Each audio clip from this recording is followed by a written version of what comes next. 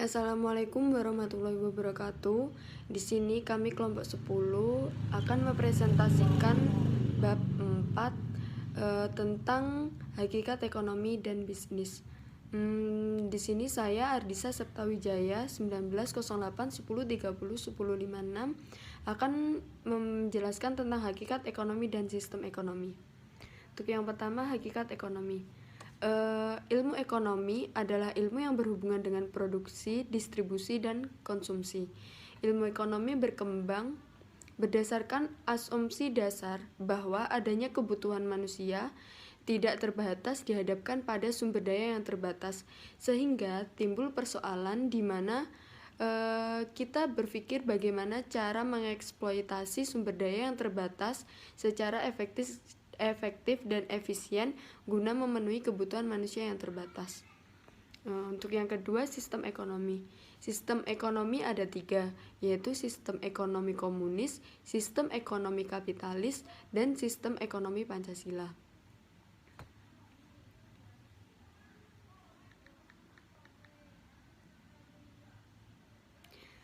Sistem ekonomi kapitalis. Adanya kebebasan individu untuk memiliki, mengumpulkan, dan mengusahakan kekayaan secara individu. Sistem ekonomi kapitalis di negara-negara barat telah melahirkan perusahaan-perusahaan multinasional dengan ciri-ciri sebagai berikut. Kekayaan mereka sudah semakin besar, sudah sedemikian besar bahkan sudah melewati pendapatan negara yang sedang berkembang. Kedua, kekuasaan para pemiliknya telah melewati batas suatu wilayah negara. Akibatnya dari sistem ekonomi kapitalis ini adalah pertama, terjadi pemanasan global dan kerusakan lingkungan di bumi akibat kerakusan para pemilik modal yang didukung oleh aparat pemerintah. Yang kedua, terjadi ketidakadilan distribusi kekayaan yang mengakibatkan timbulnya kesenjangan kemakmuran yang semakin tajam. Yang ketiga, ancaman kekerasan, konflik antar negara, kemiskinan, dan pengangguran semakin luas. Untuk yang kedua yaitu sistem ekonomi Pancasila. Sistem ini berciri-cirikan keadilan dan kebersamaan, kebebasan individu, kepercayaan kepada Tuhan Yang Maha Esa dengan memberikan kebebasan rakyatnya memeluk agama sesuai dengan keyakinan masing-masing. Secara teoritis, sistem ekonomi Pancasila ini merupakan fondasi yang paling baik dan paling sesuai untuk membangun hakikat manusia seutuhnya. Yang ketiga adalah sistem ekonomi komunis. Sistem ekonomi komunis bercirikan memeratakan kemakmuran masyarakat dan menghilangkan eksploitasi oleh manusia, majikan atau pemilik modal terhadap manusia lainnya. Jadi bisa dikatakan bahwa pemerataan kepemilikan atau sama rasa sama rata. Selanjutnya akan dijelaskan oleh teman saya. Saya Dewi Syarifatul Zakia dengan NIM 1908 1030 1041. Saya akan menjelaskan mengenai pengertian dan peranan bisnis.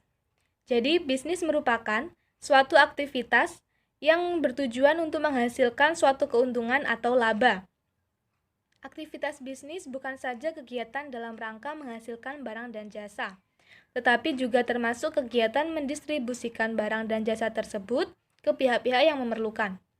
Ada 2 pandangan tentang bisnis yang diungkapkan oleh Sonny Keraf, yaitu pandangan realistis dan pandangan idealis. Pandangan realistis melihat tujuan bisnis adalah untuk mencari keuntungan bagi pelaku bisnis, sedangkan aktivitas produksi dan distribusi barang merupakan sarana atau alat untuk merealisasikan keuntungan tersebut. Lalu, menurut pandangan idealis, bisnis bertujuan untuk menghasilkan dan mendistribusikan barang dan jasa guna memenuhi kebutuhan masyarakat. Sedangkan keuntungan yang diperoleh merupakan konsekuensi logis dari kegiatan bisnis.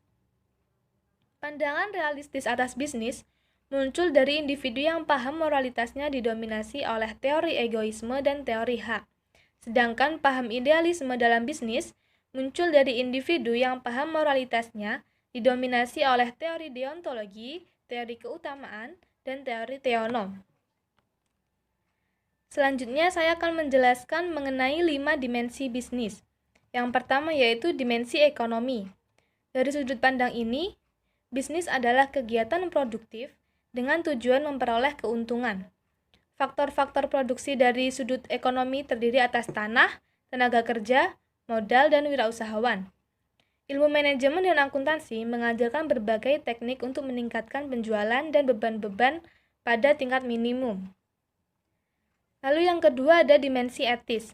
Dalam dimensi ini, ukuran penilaian menggunakan 3 tingkat kesadaran, yaitu kesadaran hewani, kesadaran manusiawi, dan kesadaran spiritual.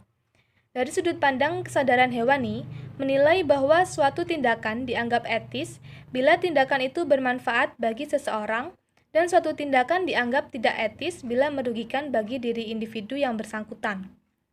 Lalu, menurut sudut pandang kesadaran manusiawi, menilai semua tindakan yang bermanfaat bagi diri individu dan masyarakat bersifat etis. Namun bila tindakan itu merugikan masyarakat dan alam, maka dinilai tidak etis, meskipun menguntungkan diri individu. Sedangkan dari sudut pandang kesadaran spiritual, menilai suatu tindakan tersebut bermanfaat bagi diri individu, masyarakat, dan alam, serta sesuai dengan ajaran atau perintah agama. Yang ketiga, ada dimensi hukum. Dalam kaitannya dengan tinjauan dari aspek hukum ini, De George membedakan 2 macam pandangan tentang status perusahaan, yaitu yang pertama, legal creator, di mana perusahaan diciptakan secara legal oleh negara, sehingga perusahaan adalah sebagai badan hukum dan perusahaan mempunyai hak dan kewajiban hukum sebagaimana layaknya hukum yang dimiliki manusia. Lalu yang kedua ada legal recognition, di mana perusahaan bukan diciptakan atau didirikan oleh negara, melainkan oleh orang yang mempunyai kepentingan untuk memperoleh keuntungan.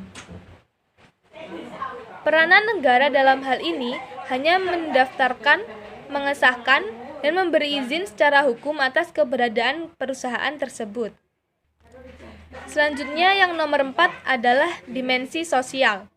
Tujuan pokok perusahaan adalah untuk menciptakan barang dan jasa yang diperlukan oleh masyarakat, sedangkan keuntungan akan datang dengan sendirinya. Pandangan ini selanjutnya akan melahirkan paradigma dan konsep stakeholder dalam pengelolaan perusahaan. Lalu yang terakhir atau nomor 5, dimensi spiritual. Keberadaan perusahaan diperlukan untuk melayani kebutuhan masyarakat. Dalam dimensi ini, para pengusaha yang ada di dalam perusahaan memaknai pengelolaan perusahaan sebagai bagian dari ibadah kepada Tuhan, menjadikan perusahaan yang dikelola menjadi sejahtera, sekaligus menjaga dan memelihara kelestarian alam. Selanjutnya akan dijelaskan oleh teman saya. Nama saya Dewi Susalawati dengan NIM 1908 1030 1019. Di sini saya akan menerangkan tentang pendekatan pemangku kepentingan. Yang pertama, tanggung jawab manajemen dan teori pemangku kepentingan. Menurut Schroeder, itu ada 6 teori pemangku kepentingan. Yang pertama yaitu teori kepemilikan. Teori kepemilikan di sini itu bertujuan untuk menentukan dan menganalisis kekayaan bersih dari pemilik perusahaan. Jadi pengelolaan itu ditujukan untuk meningkatkan laba dan kekayaan para pemilik. Sedangkan kepentingan dari para pemangku kepentingan selain pemegang saham itu tidak diberikan perhatian secara seimbang. Yang kedua ada teori entitas. Teori entitas di sini yaitu entitas dipandang sebagai sesuatu yang terpisah dan berbeda dari pemilik modal. Yang ketiga ada teori ekuitas sisa. Teori ekuitas sisa di sini yaitu pengelolaan itu ditujukan kepada pemegang saham biasa, sedangkan pemegang saham preferred itu tidak mendapatkan perhatian yang setara. Nah, selanjutnya ada teori dana. Teori dana di sini yaitu manajemen mengelola suatu lembaga itu berorientasi kepada restriksi legal atas penggunaan dana yang dipercayakan kepadanya. Nah, teori dana ini itu biasa dianut oleh pemerintahan atau lembaga-lembaga sosial. Nah, yang kelima itu ada teori komando. Teori komando di sini manajemen itu tidak lagi berorientasi kepada para pemangku kepentingan di luar perusahaan. Namun, manajemen ini lebih berorientasi kepada fungsi dirinya untuk perusahaan itu sendiri. Nah, yang terakhir yaitu ada teori perusahaan. Teori perusahaan di sini yaitu teori yang dimana perusahaan itu sudah dianggap sebagai lembaga sosial, yaitu suatu lembaga yang menciptakan manfaat dan kesejahteraan kepada semua pemangku kepentingan, tidak ada yang terkecuali, seperti itu.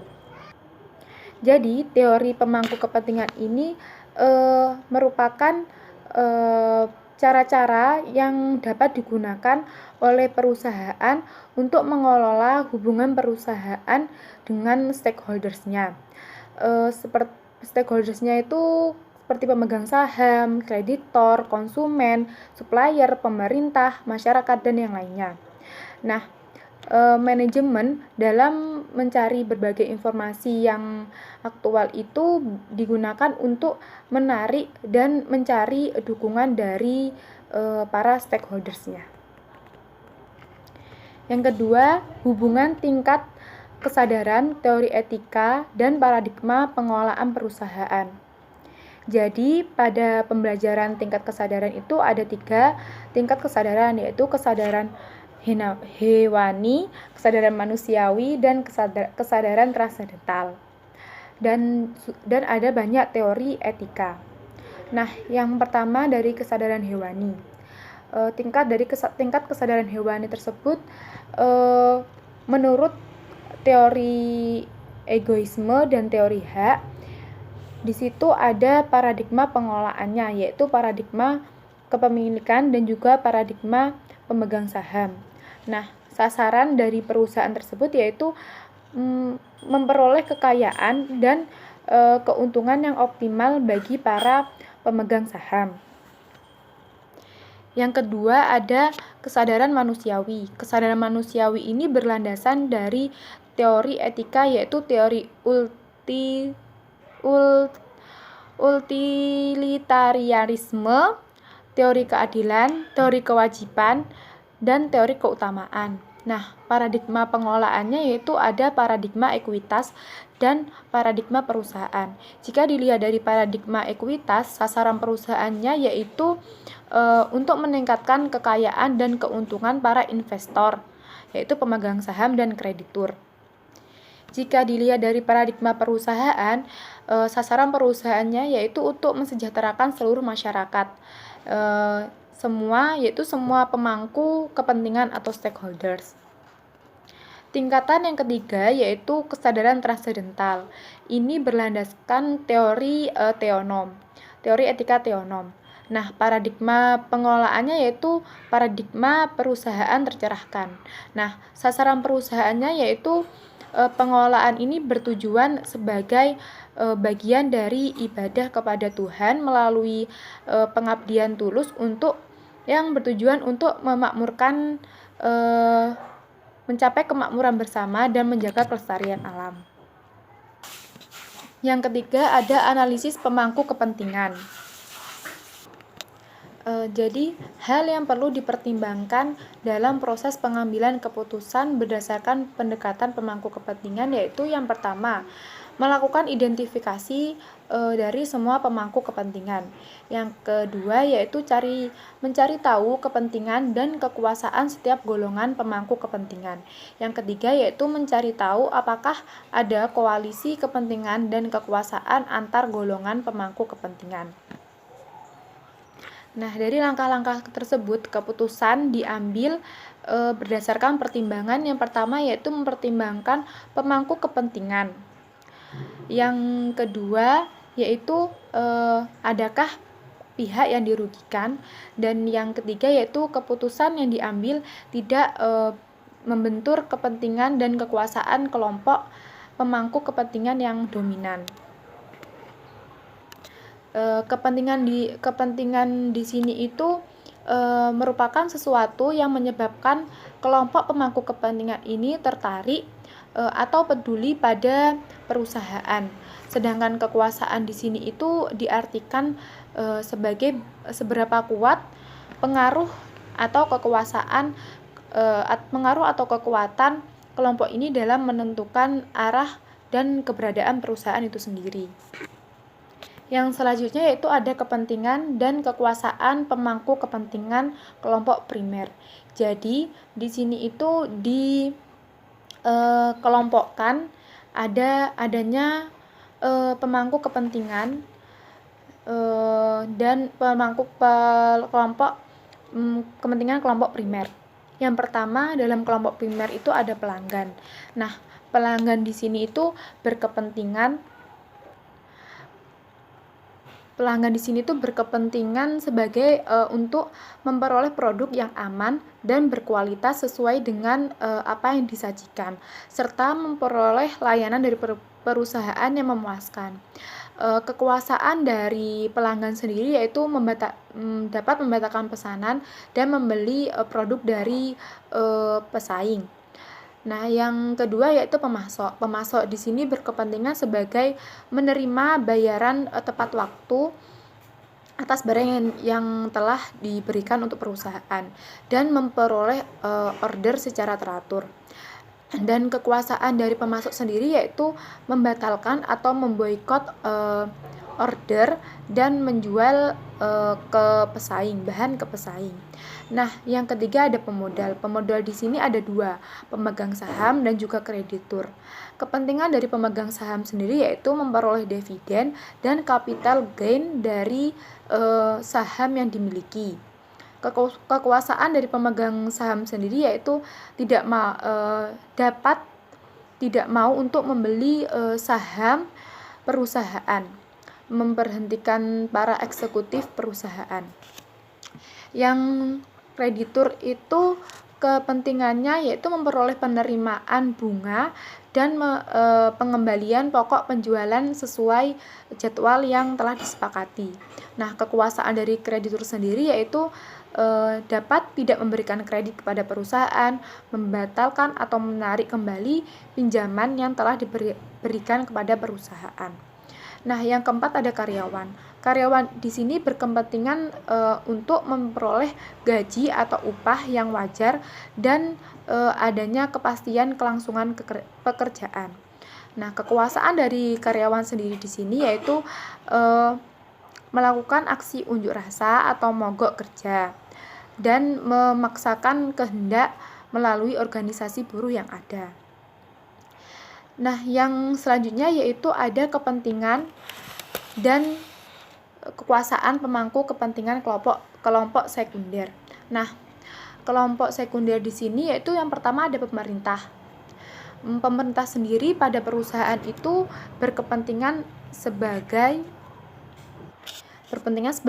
seorang yang mengharapkan pertumbuhan ekonomi dan lapangan kerja dan juga memperoleh pajak dari perusahaan itu sendiri. Nah, kekuasaan dari pemerintah itu menutup atau menyegel perusahaan dan mengeluarkan berbagai peraturan untuk perusahaan. Yang kedua yaitu masyarakat.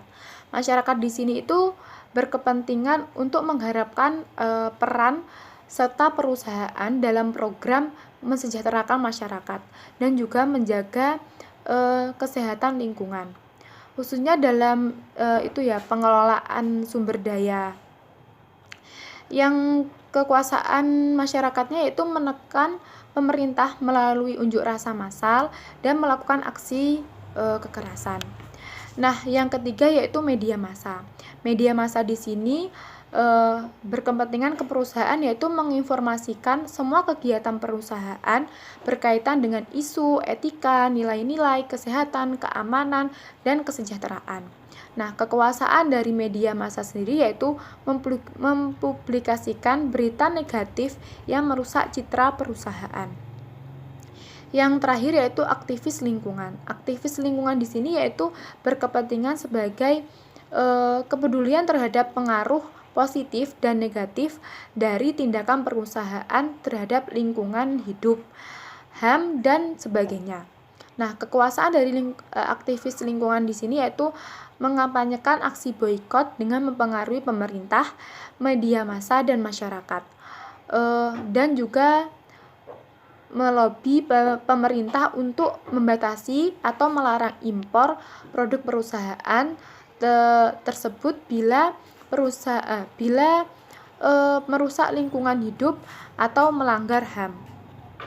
Yang selanjutnya yaitu ada tanggung jawab sosial perusahaan atau Corporate Social Responsibility atau CSR. Nah, pengertian CSR sendiri di sini yaitu menurut The World Business Council for Sustainable Development mendefinisikan yaitu komitmen bisnis untuk secara terus-menerus berperilaku etis dan berkontribusi dalam pembangunan ekonomi serta meningkatkan kualitas hidup karyawan dan keluarganya, masyarakat lokal, dan masyarakat luas pada umumnya.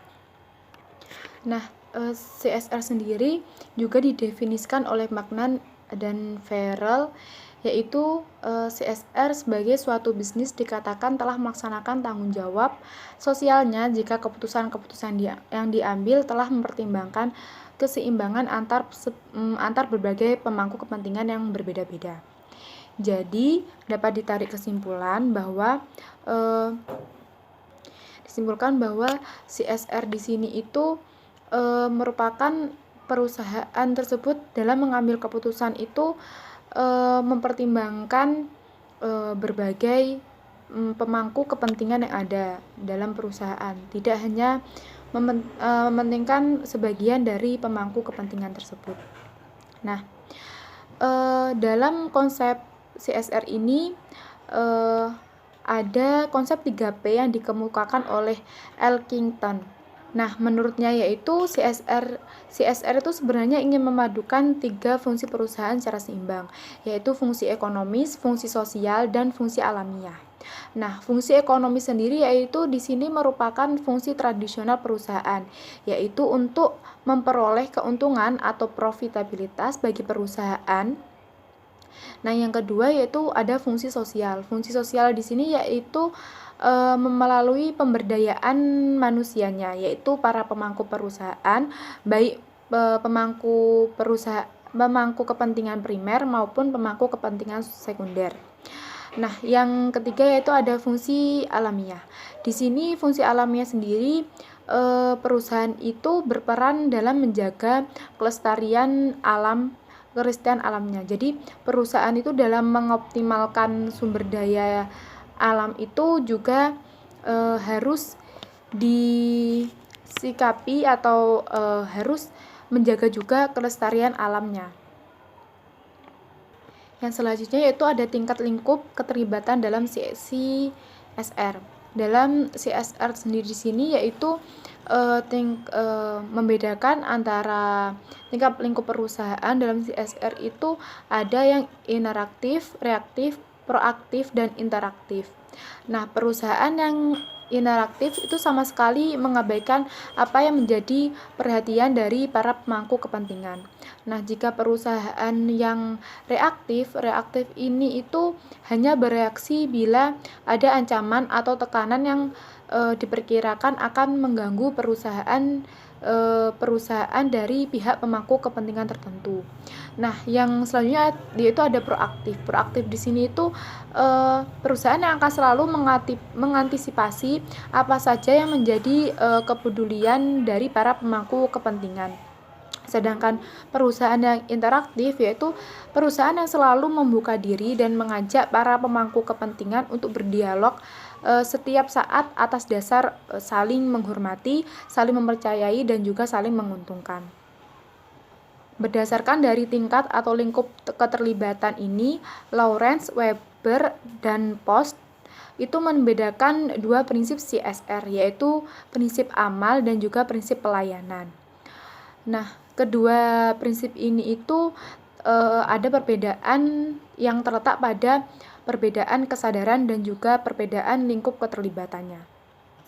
Jika dari prinsip amal itu tipe aktivitas dari prinsip amal, definisi sendiri ya dari prinsip amal itu yaitu bisnis seharusnya itu memberikan bantuan sukarela kepada seseorang atau kelompok yang memerlukan. Namun dalam prinsip pelayanan yaitu sebagai agen publik, tindakan bisnis seharusnya mempertimbangkan semua kelompok pemangku kepentingan yang dipengaruhi oleh keputusan dan kebijakan perusahaan. Nah, jika dilihat dari tipe aktivitasnya, ini prinsip amal yaitu merupakan aktivitas yang tindakannya itu sukarela. Nah, ditujukan untuk menunjang citra perusahaan. Nah, jika prinsip pelayanan yaitu mengakui adanya saling ketergantungan perusahaan dengan masyarakat, menyeimbangkan kepentingan dan kebutuhan semua ragam kelompok di masyarakat. Yang itu merupakan perbedaan prinsip amal dan juga prinsip pelayanan. Yang terakhir yaitu ada pro dan kontra terhadap CSR itu sendiri. Nah, alasan-alasan yang menyebabkan pro dan kontra itu sendiri ialah alasan yang menentang dari CSR yaitu yang pertama yaitu perusahaan adalah lembaga ekonomi yang tujuan pokoknya itu mencari keuntungan, bukan merupakan lembaga sosial. Seperti itu. Yang kedua yaitu perhatian manajemen itu manajemen perusahaan itu akan terpecah jika menerapkan CSR dan membingungkan mereka bila dibebani dengan banyak tujuan. Yang selanjutnya itu biaya kegiatan sosial itu akan meningkatkan biaya produksi yang akan ditambahkan pada harga produk. Jadi sehingga merugikan masyarakat atau konsumen itu sendiri. Nah, yang terakhir itu tidak semua perusahaan itu mempunyai tenaga kerja yang terampil dalam menjalankan kegiatan sosialnya. Seperti itu. Nah, yang lainnya itu juga ada yang pro atau yang mendukung CSR itu sendiri. Nah, alasan mereka yaitu kesadaran yang meningkat dan masyarakat yang makin kritis terhadap dampak negatif dari tindakan perusahaan yang merusak alam serta merugikan masyarakat sekitar. Jadi diperlukan adanya kegiatan sosial. Nah, yang kedua yaitu sumber daya alam yang semakin terbatas. Nah, yang ketiga menciptakan lingkungan sosial yang baik. Jadi dengan adanya CSR ini maka hubungan antara perusahaan dan juga pemangku kepentingan primer dan sekunder ini lebih baik. Nah, yang selanjutnya yaitu bisnis sebenarnya mempunyai sumber daya yang berguna. Yang terakhir yaitu menciptakan keuntungan jangka panjang. Jadi dalam menciptakan keuntungan jangka panjang ini dapat mempercayakan kepada masyarakat bahwa perusahaan ini memang bagus dan dapat dipercaya. Nah, sekian dari presentasi kelompok kami. Jika ada salah kata, kami mohon maaf. Wassalamualaikum warahmatullahi wabarakatuh.